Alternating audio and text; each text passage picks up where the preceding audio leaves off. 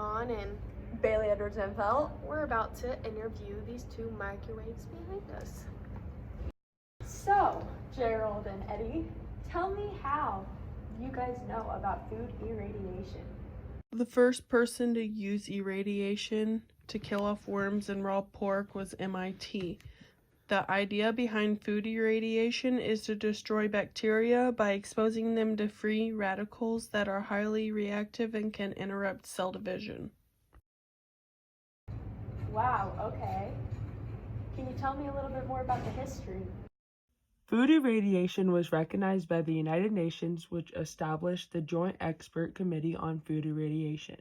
Their first meeting was in 1964, and the committee concluded in 1980 that irradiation of foods up to the dose of 10 kilograms introduced no special nutritional or microbiological problems.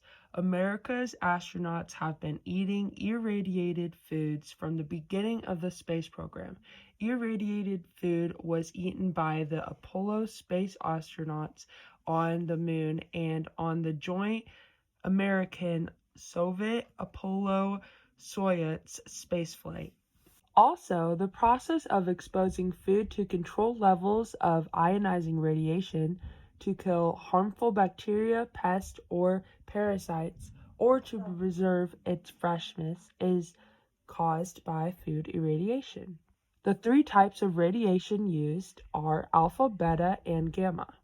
The strongest form of radiation is gamma, and it is released from a cobalt of 60 source. That was great. That was lovely. Okay, we're signing off. I'm Bailey. And I'm Kaylee. Hello, I'm here to tell you a good part about food irradiation. Food irradiation can reduce the risk of bacteria food poisoning.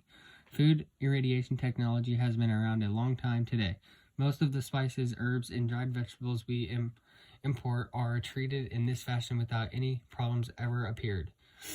Nobody has ever killed or exposed to gamma rays from a cobalt-60 source used in food irradiation. Some studies have shown the irradiation increases the concentration of some beneficial substances such as flavonoids in citrus fruits. During irradiation, gamma rays, X-rays, or high-energy electrons pass through the food, destroying or inactivating bacteria and viruses that cause foodborne illnesses. The technique can be used to prevent sprouting in potatoes, extend the shelf life of strawberries, and reduce insect infestation in mangoes and papayas. This treats fresh and frozen meats to reduce the risk of Salmonella, E. coli, and Listeria poisoning, but people die all the time from food poisoning that is preventable by this technology.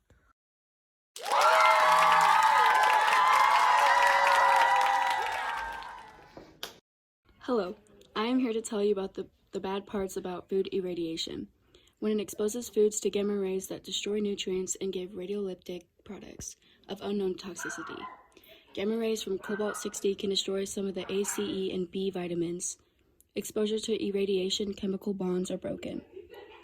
Formaldehyde does form an irradiated starch, benzene in meat, peroxides in plant tissues, and formic acid in sucrose.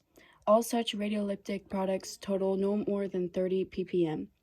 The one realistic concern with food irradiation concerns the cobalt-60 source. This has to be transported to the irradiation facility, and in theory, accidents can happen along the way.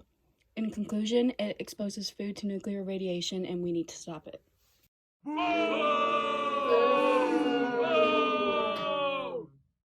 In conclusion, although irradiation can cause mutations in DNA, irradiation is used to sterilize baby bottle nipples, bandages, medical gloves, gowns, feminine hygiene products, and anything going into space, as well as food found in grocery stores we eat every day. So we are for food irradiation.